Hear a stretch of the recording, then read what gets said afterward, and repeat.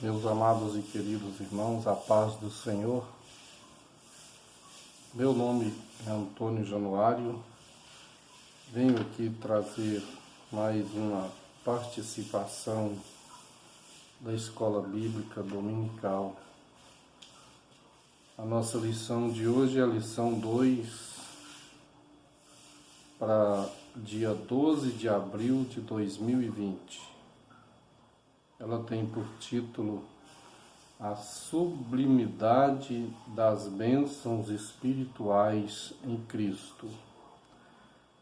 Seguindo o tema para este segundo trimestre de 2020, a Igreja eleita, redimida pelo sangue de Cristo e selada com o Espírito Santo da promessa. Nossa lição é a lição da CPAD, lição de comentário do pastor Douglas Batista. E para nossa meditação, o texto bíblico de Efésios, capítulo 1, versículo 3 e versículo 4, versículo 9 e 14, de 9 a 14. Vou ler o textual e diz: Bendito Deus e Pai de nosso Senhor Jesus Cristo, o qual nos abençoou com todas as bênçãos espirituais nos lugares celestiais em Cristo.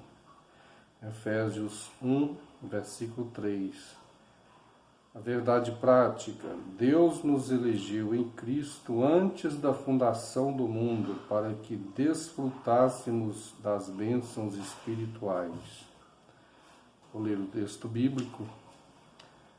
Bendito Deus e Pai de nosso Senhor Jesus Cristo, qual nos abençoou com todas as bênçãos espirituais nos lugares celestiais em Cristo, como também nos elegeu nele antes da fundação do mundo, para que fôssemos santos e irrepreensíveis diante dele em amor, descobrindo-nos o mistério da sua vontade segundo o seu beneplácito, que propusera em si mesmo, de tornar a congregar em Cristo todas as coisas, na dispensação da plenitude dos tempos, tanto as que estão nos céus como as que estão na terra. Nele digo, em quem também fomos feitos herança, havendo sido predestinados conforme o propósito daquele que faz todas as coisas segundo o conselho da sua vontade, com o fim de sermos para louvor da sua glória, nós os que primeiro esperamos em Cristo, em quem também vós estáis depois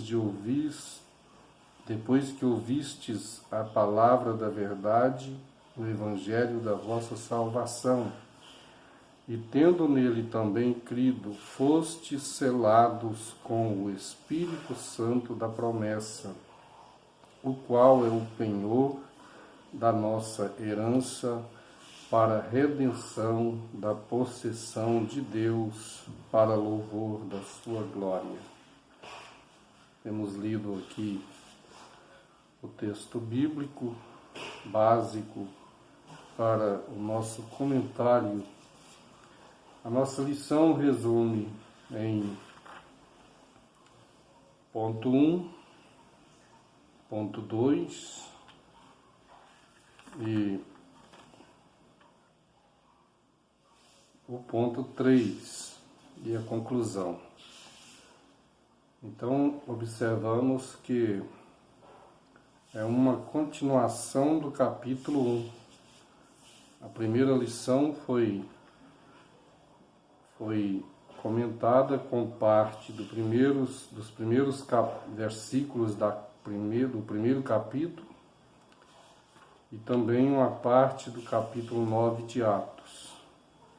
Então nós estaremos aqui meditando nos versículos do primeiro capítulo da carta de Efésios, a partir do versículo 3, né? Porque na primeira lição foi comentado o versículo 1 e 2.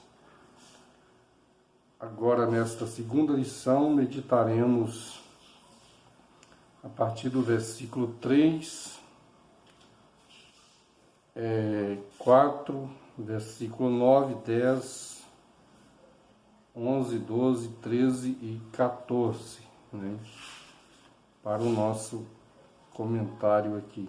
Já quero também pedir a você que faça comentários, participe deste vídeo, desta aula, também compartilhando com outros.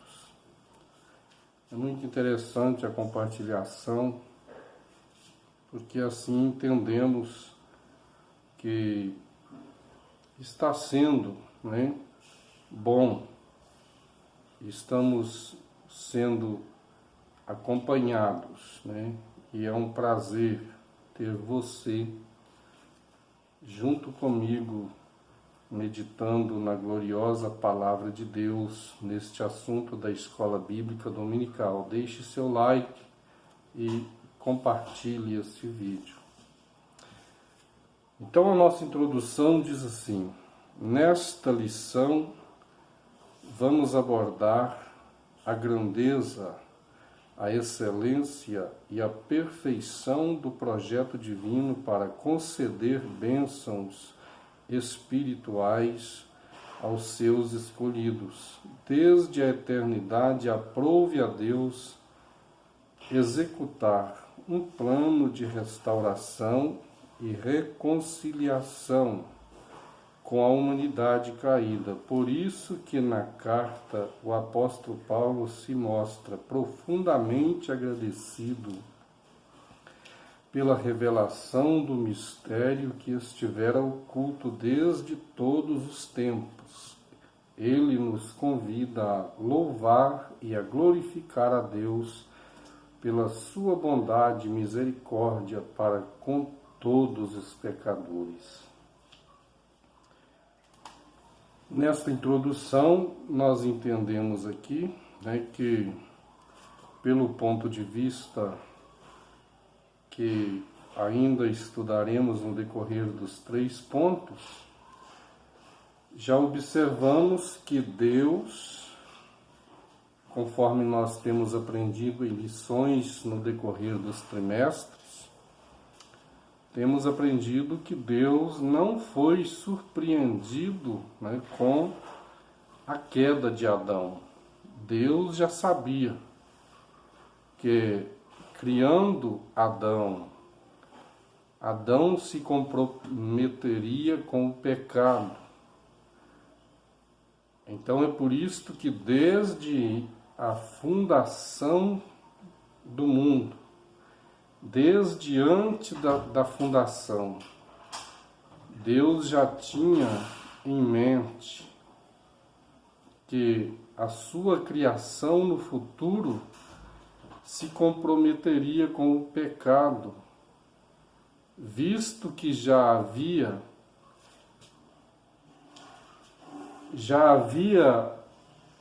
no coração do querubim caído o mal. O mal já existia.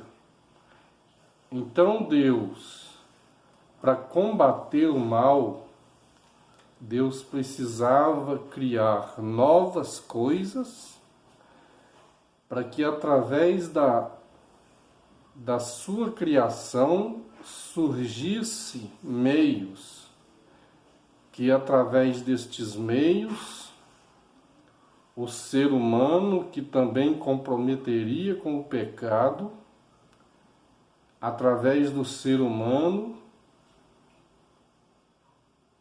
novos projetos Deus continuaria criando a ponto de enviar seu Filho. Este que já era o eterno junto com o Pai, se faria carne, isso com isto que vamos aprendendo aqui com Paulo, na plenitude dos tempos.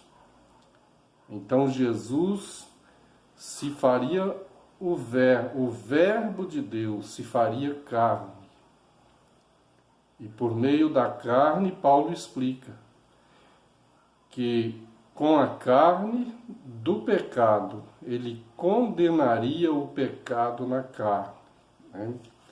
Então são mistérios que foram revelados, né? Estava oculto, mesmo que os heróis que serviram a Deus, os profetas, os patriarcas, viveram ministrando em tempos quando, diante de fatos que serviriam como sombra, para que quando acontecesse, já em tempos que eles já não viviam mais, aqueles fatos, coisas da lei, coisas dos cerimoniais, agora na cruz de Cristo tudo estava sendo consumado, né? Então nós aprendemos e continuaremos aqui a meditar na palavra de Deus, neste assunto maravilhoso que nosso comentarista está colocando em pauta. A nova posição em Cristo. No passado estávamos perdidos e condenados à morte eterna, mas por sua infinita graça Deus nos outorgou em Cristo o privilégio da salvação, a doxologia. Após expor os versículos de abertura da epístola, capítulo 1, versículo 1 e 2, o apóstolo Paulo apresenta uma sequência de textos que se caracteriza pela verdadeira adoração e bondade ativa de Deus. Ele começa pela frase: bendito Deus e Pai de nosso Senhor Jesus Cristo, onde bendito significa digno de louvor. O apóstolo dá sequência até o versículo 14 por meio de um maravilhoso tributo ao Eterno e suas muitas bênçãos, concedidas aos homens. Neste trecho bíblico trata-se de um hino teológico de gratidão, caracterizado pela repetição do seguinte refrão: para louvor e glória da sua graça, ou para louvor da sua glória.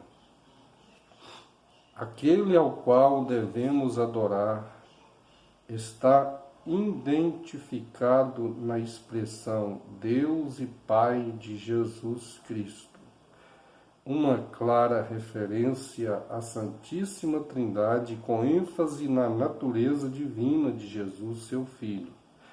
As bênçãos espirituais, segundo item. Obviamente que as bênçãos espirituais não são materiais, mas provenientes dos lugares celestiais, isto é, do reino espiritual. Essas bênçãos são mencionadas na longa passagem de Efésios 1, 3 e 14, tais como Deus nos elegeu para sermos santos, predestinou-nos para sermos filhos, nos fez agradáveis para si, remiu-nos por meio do sangue de Cristo. Versículo 1, versículo 7. Acolheu-nos por sua vontade redentora, revelou-nos a palavra da verdade, selou-nos com o Espírito Santo da promessa, ainda garantiu a validade da promessa. Tais bênçãos provêm de Deus, que planejou a redenção do Filho que a realizou e do Espírito que garante essas bênçãos, nos conduzem a exclamar como Paulo: bendito seja Deus. A nova condição, a expressão em Cristo, significa que somos abençoados com toda a bênção espiritual a partir da sua pessoa e obra realizada no Calvário. Relaciona-se ainda que com nossa experiência de conversão a Ele. Essa nova vida é conferida somente para quem está em Cristo, isto é, o oposto da antiga vida em Adão, escravizada pelo pecado.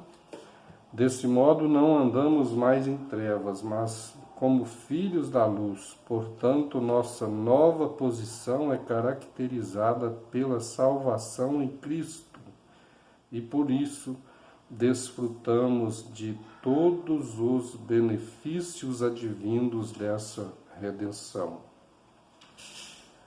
Então vemos aqui que todo este primeiro ponto é muito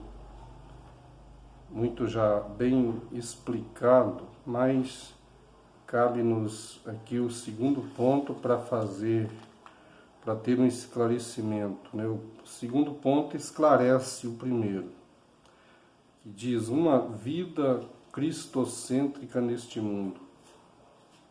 O primeiro item, a revelação do mistério, a plenitude dos tempos, o segundo item. E o terceiro item, louvor da sua glória.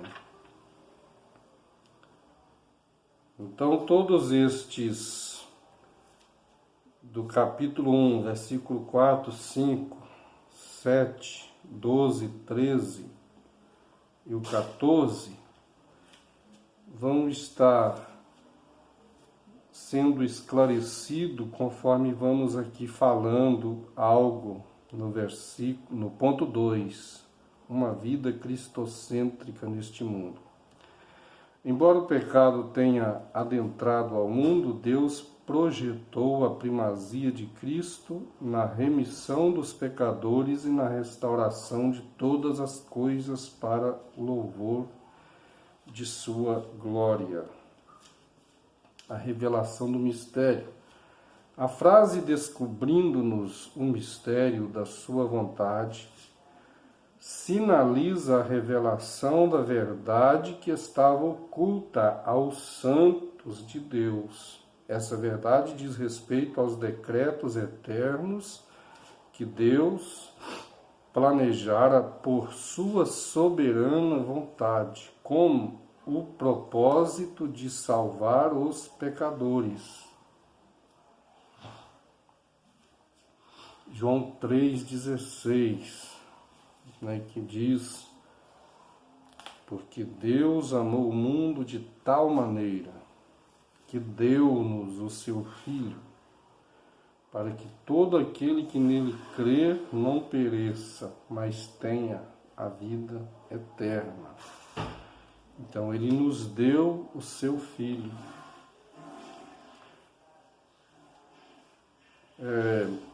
Neste primeiro item, aqui está falando de mistérios. A frase descobrindo-nos o mistério da sua verdade sinaliza a revelação da verdade que estava oculta aos santos de Deus. Estava oculta aos santos, conforme já iniciamos aqui comentando sobre o passado de Moisés, grandes homens que tiveram grandes revelações, grandes visões, e conforme o que lhes foi mostrado, eles faziam, cumpriam o que a eles foram designados. Como no caso, Moisés constrói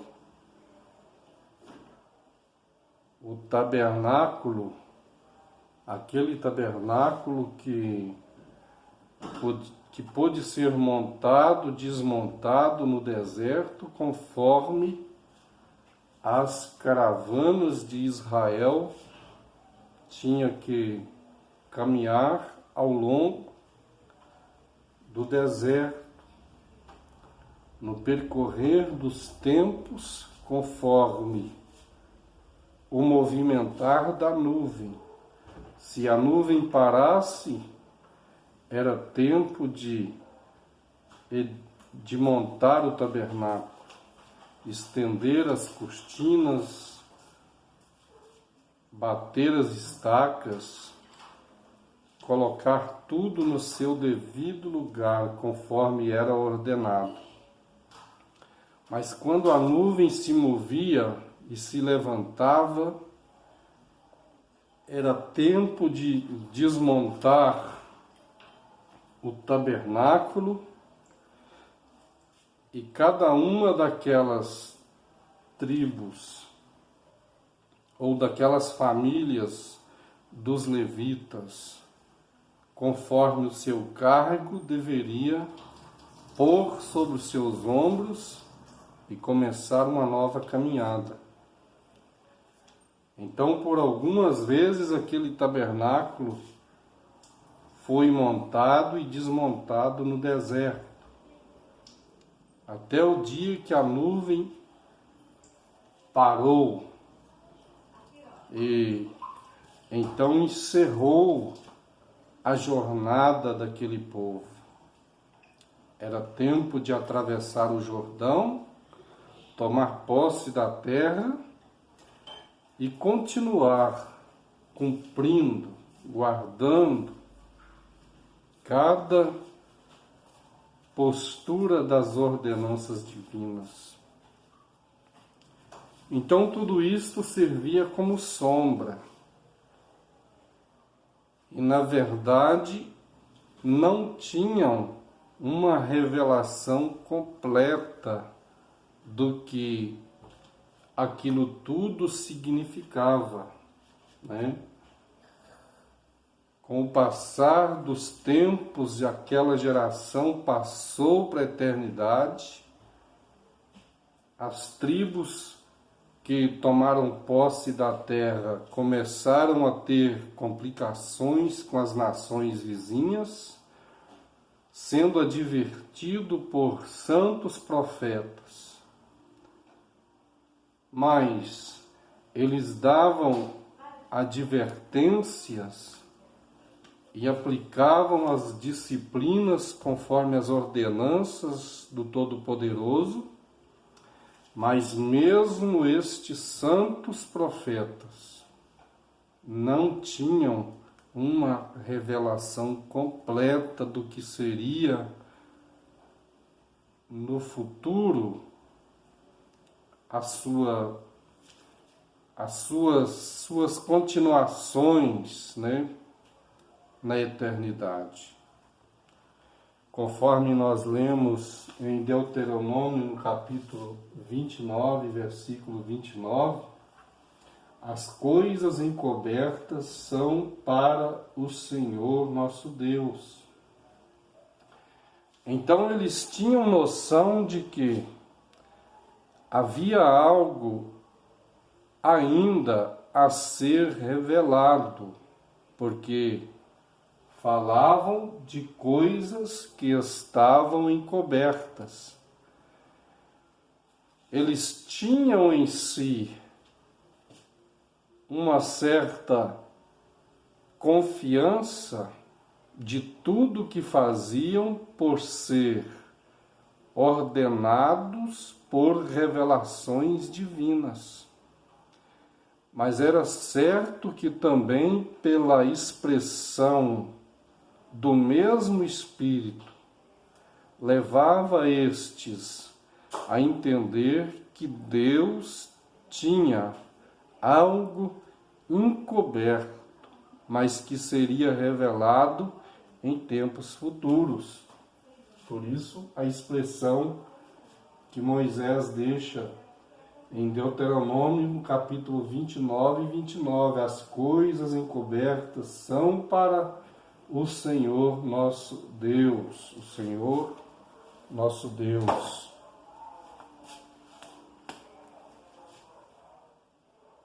Senhor nosso Deus.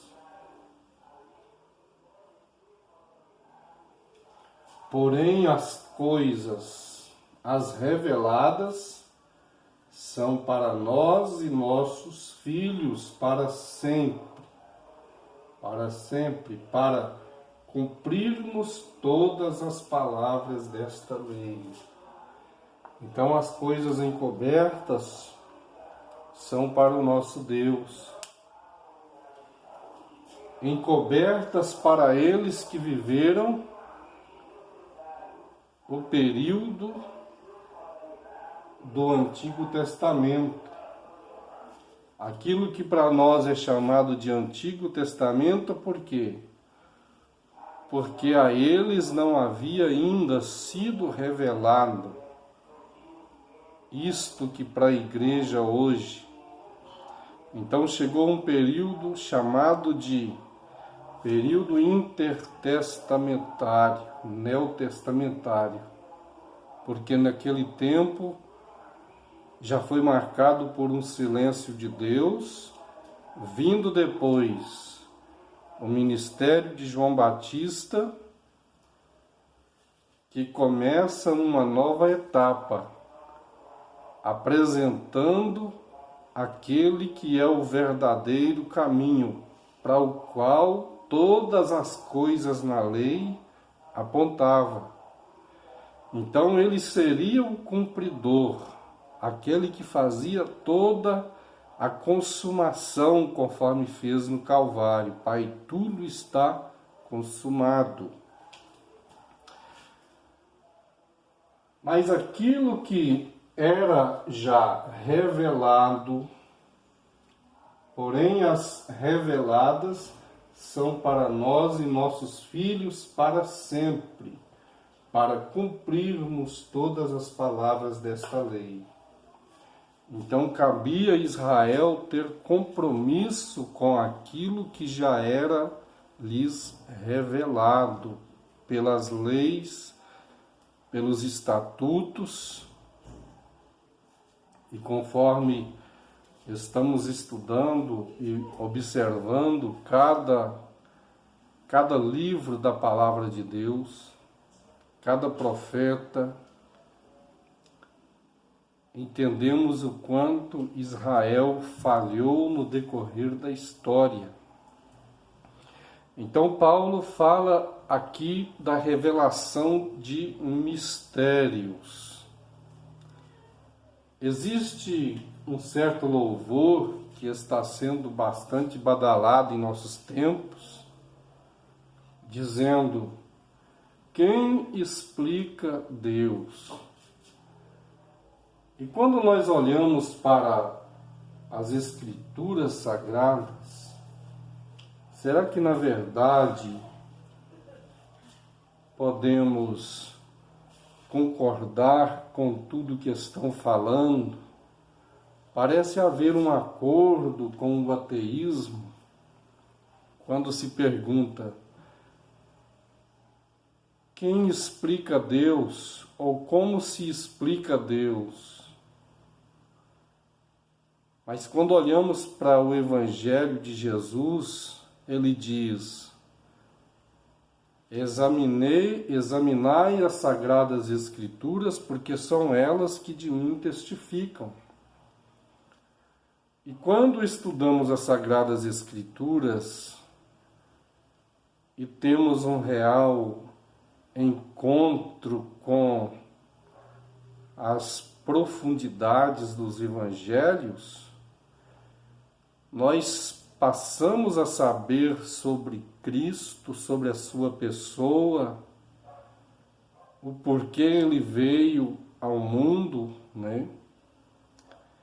Então, quem conhece a Cristo através da sua palavra também pode explicar sobre Deus, porque Cristo Jesus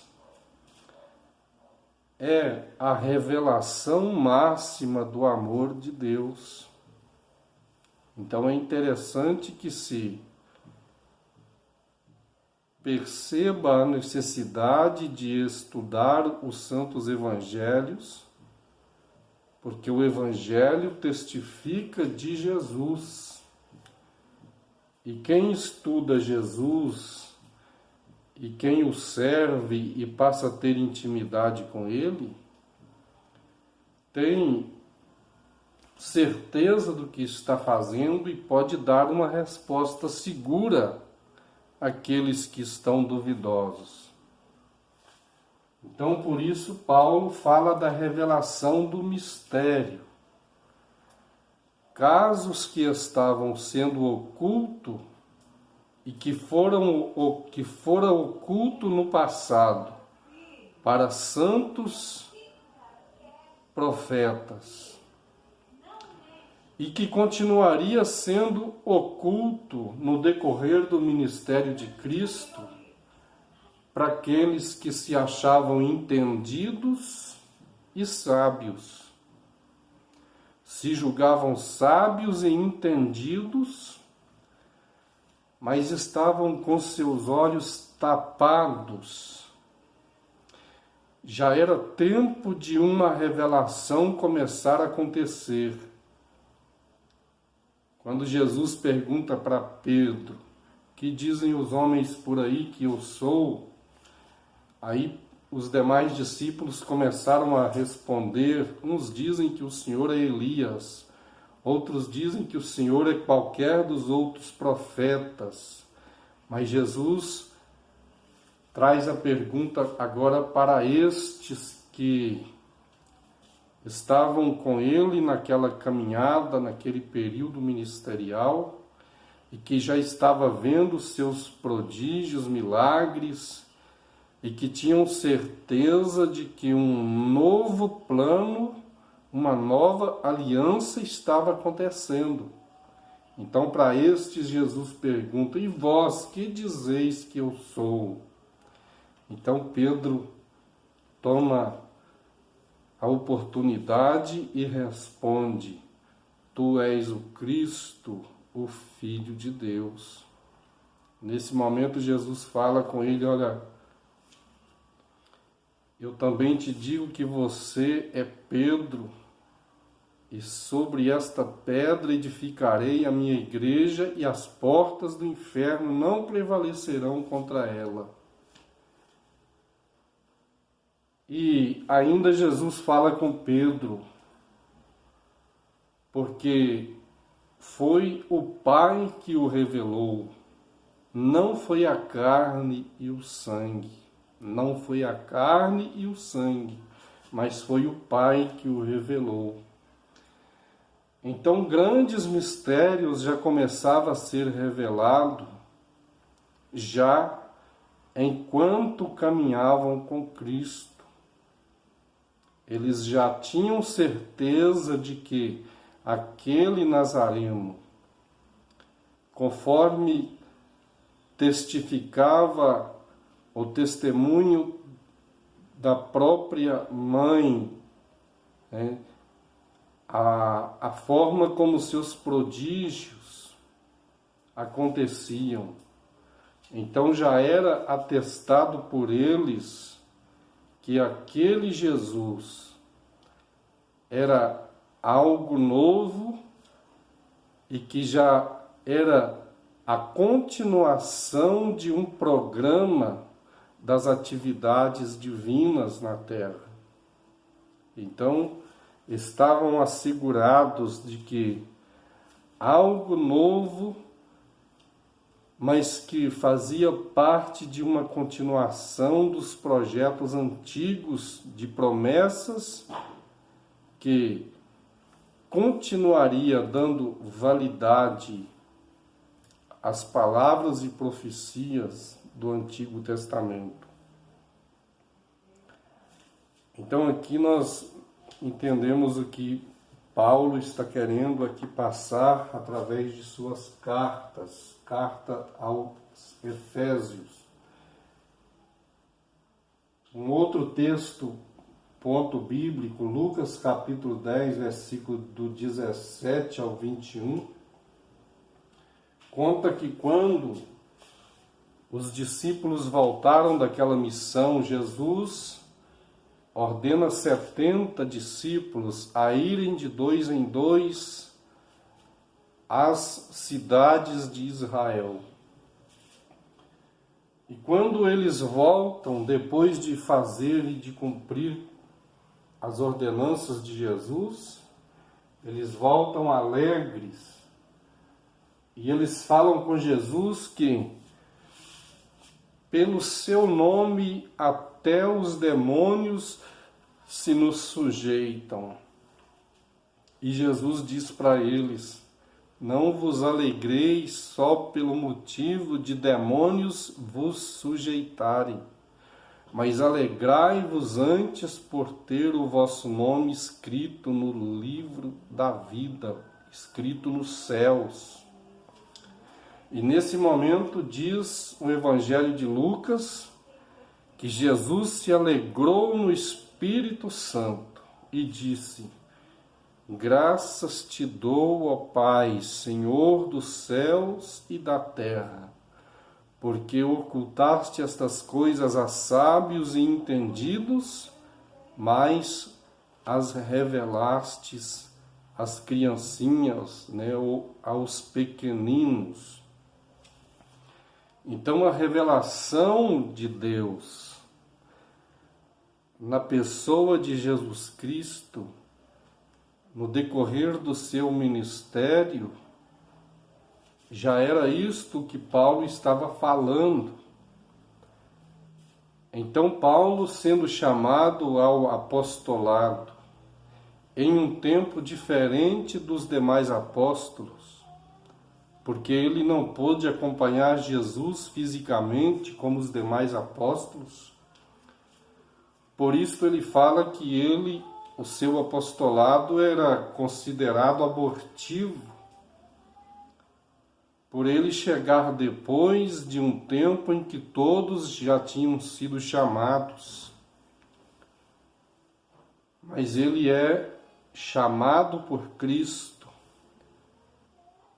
Quando pensava ele ser cumpridor da lei, zeloso pelos programas da lei, pelos tratados da lei, dos ensinamentos, com o aprendizado na escola de Gamaliel, então Paulo se vê como um fariseu, cuidadoso pela lei.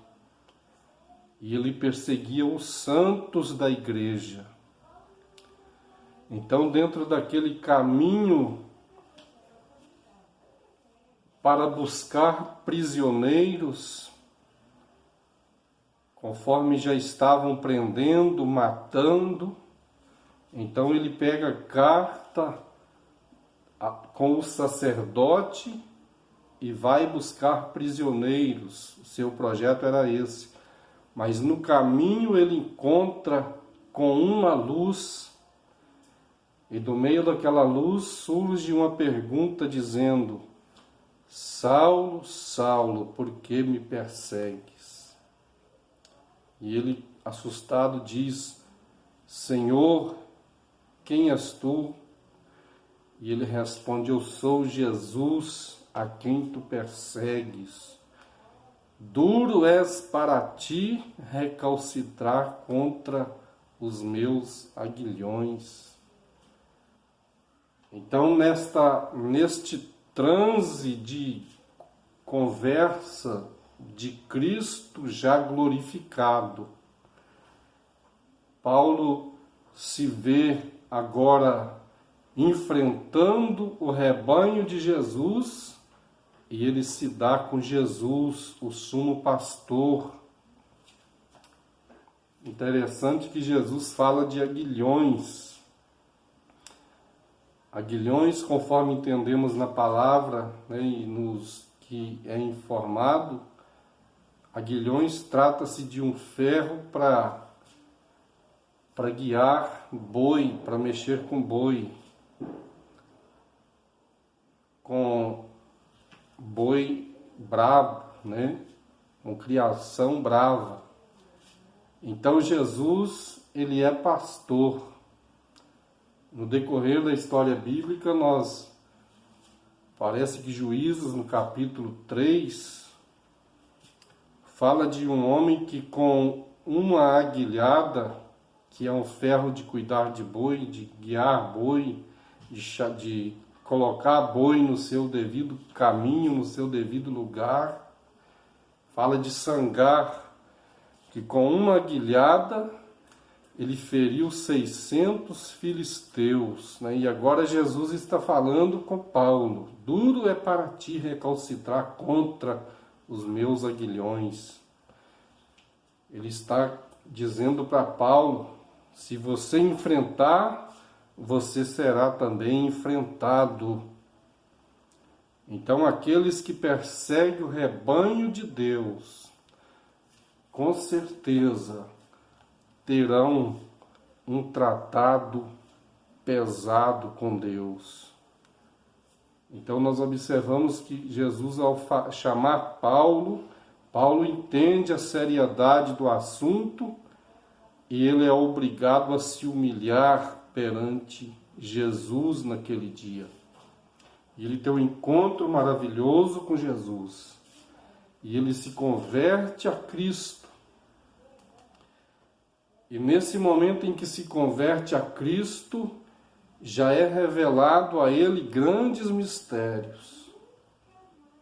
Porque ele se dobra diante de Cristo, ele entende que, na verdade, aquele projeto que envolvia aqueles galileus, aqueles hebreus que se entregaram a esta nova parte da história, estavam sendo certos do que estavam fazendo. Aquele Jesus que foi crucificado e que ressuscitou conforme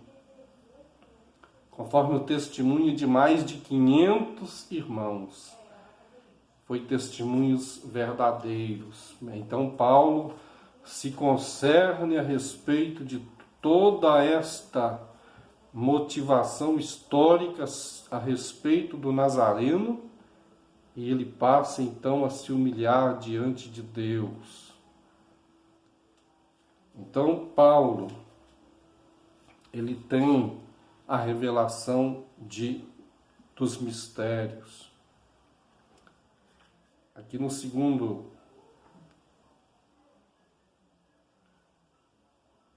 a plenitude dos tempos. Paulo revela que o plano divino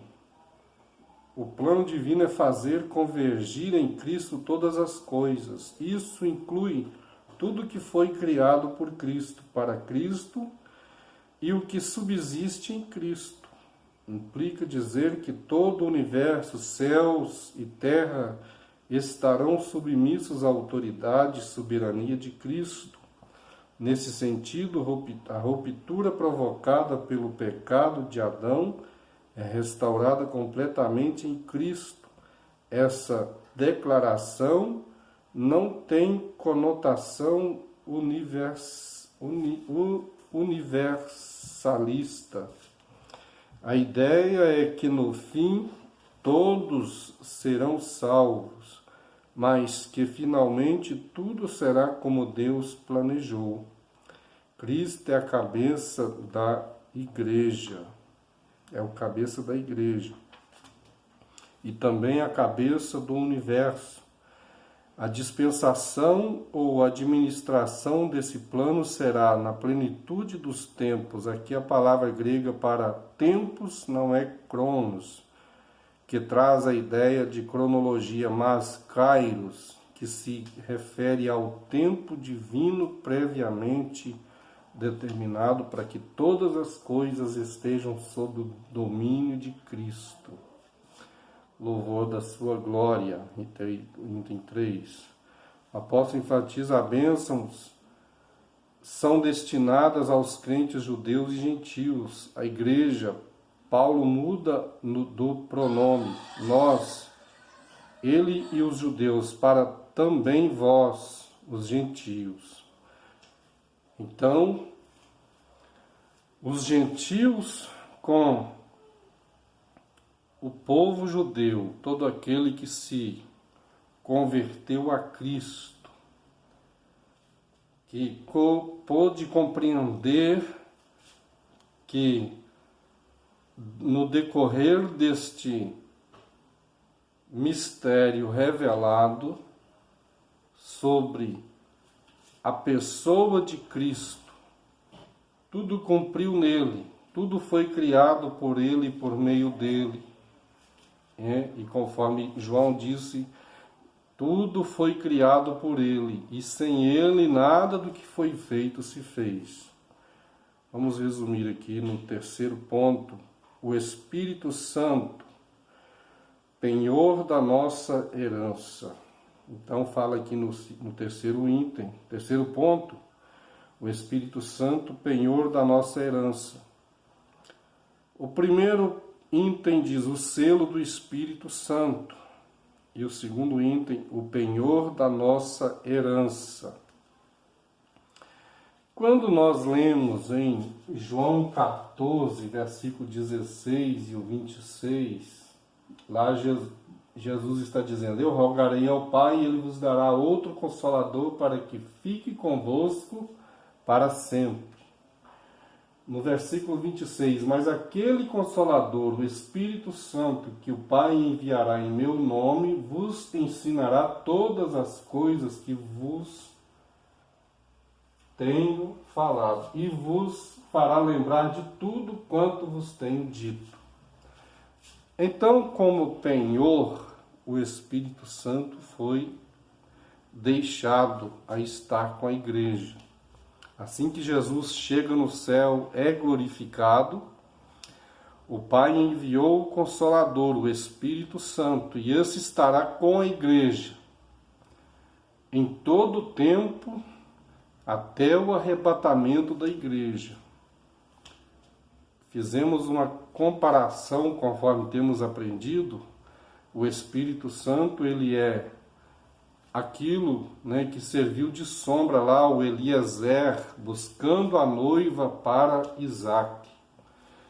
Jesus, ele é colocado como Isaac, que estava no campo, na oração. Então Jesus, ele é hoje intercessor, ele intercede também pelos pecadores diante do Pai. Então o Espírito Santo, ele é auxiliador para Cristo. Enquanto Cristo é intermediário, o Espírito Santo está como zelando da obra que Cristo hoje é intermediário. Ele mesmo é o remidor, o redentor e o intermediário entre Deus e os homens. Então o Espírito Santo, como penhor, como aquele que cuida, ele é quem garante. O Espírito Santo é como aquele que garante. Penhor, nós aprendemos aí com o nosso comentarista, que o penhor é como deixado, como que ficou para aguardar a volta daquele que virá.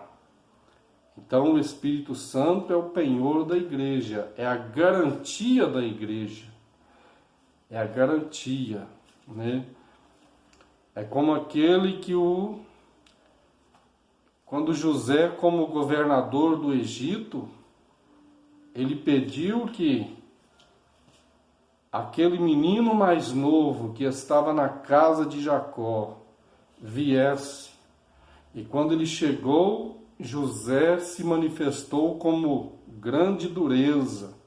Ele queria que aquele menino ficasse para garantir que eles não eram espiões.